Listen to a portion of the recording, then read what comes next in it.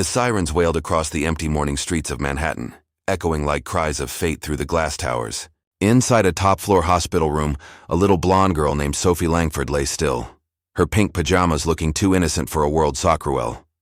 Machines beeped beside her like fading heartbeats, each one counting down the last few hours of her life. Her father, billionaire architect Richard Langford, stood at the window, staring at the skyline he had built. The same skyline that now mocked him.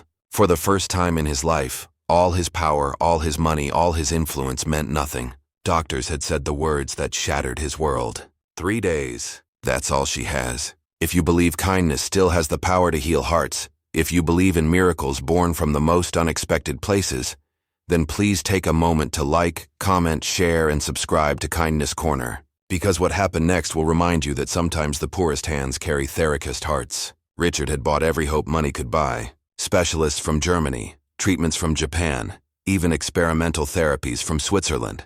Nothing worked. Sophie's condition, a rare immune disorder, had reached a point where her body rejected every medicine. On the 3rd day, when dawn spilled through the curtains, Richard felt his world caving in. He couldn't bear to stay inside that sterile room anymore. He left the hospital and walked aimlessly into the city, suit wrinkled, tie forgotten, mind numb. That's when he saw them. A small barefoot boy stood in the middle of the street, his clothes torn and dusty, holding the hand of a little girl in pink pajamas beside a black wheelchair. The girl's pale hair caught the morning light, and for a split second, Richard froze. She looked like Sophie. Same small hands, same tired gentleness in her eyes. But it wasn't her. This girl was smiling, and the boy, he looked like life itself. Dirty knees, wild curls, and the brightest eyes you could imagine. He was showing her something, making her laugh as if the world around them didn't exist. Behind them, a woman in a blue dress clutching her head, shocked that these 2 children stood fearlessly in the middle of a busy city street. Richard rushed forward, grabbing the wheelchair and pulling them to safety, as a taxi honked furiously nearby. The children stumbled to the sidewalk, the boy still holding the girl's hands protectively. Richard's breath came hard, his heart pounding. But when he looked into that boy's eyes, something inside him shifted. There was no fear, no guilt, only calm kindness, as if this boy had seen worse and survived it all. The boy's name was Noah, and he lived on the streets. He didn't beg, he didn't steal, he helped. He pushed old wheelchairs, carried groceries, and sang in the subways for coins.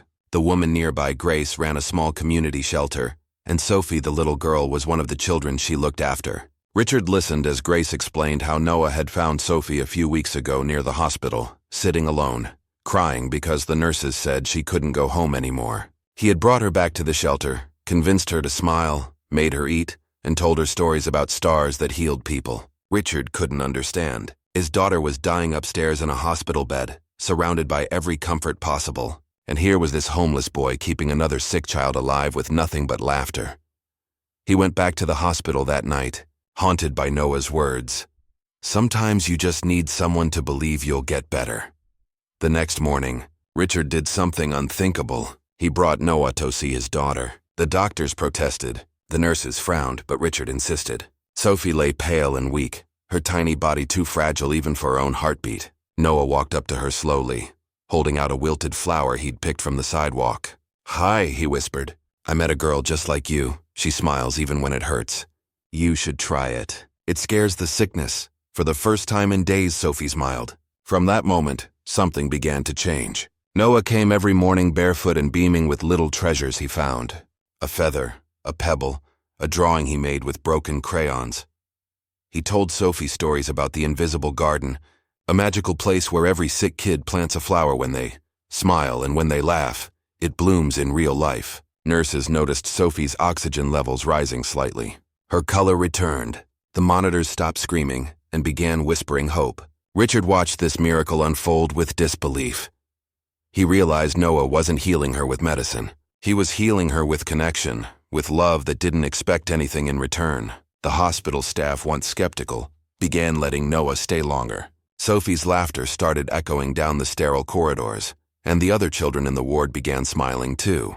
By the end of the week, long after the 3 days were gone, Sophie's condition had stabilized. The doctors couldn't explain it.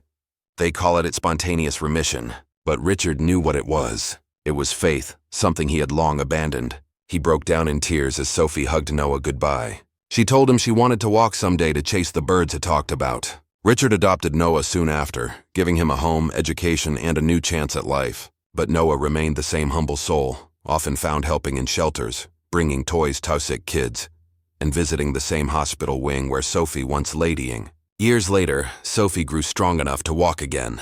One sunny afternoon, she stood at a charity event beside her father and brother, the once homeless boy who saved her life. She handed him a small flower and whispered, "I kept it alive for your invisible garden." Tears filled Noah's eyes as he realized it was the same wilted flower he had once given her in the hospital, now pressed, framed, and kept safe all these years. That day, when Sophie stepped up to the stage to thank Theodores, she didn't talk about heroiness or her father's wealth. She spoke about Noah, about how sometimes miracles don't come wrapped in science or gold, but in the quiet kindness of a barefoot boy who refuses to give up on hope. If this story touched your heart, please take a moment to like, comment, share, and subscribe to Kindness Corner. Because stories like this remind the world that humanity is still alive in the smallest acts of love. And before we tell us in the comments, would you believe in a miracle if it came from someone who had nothing? Because sometimes it's the ones who have lost everything who end up saving us all.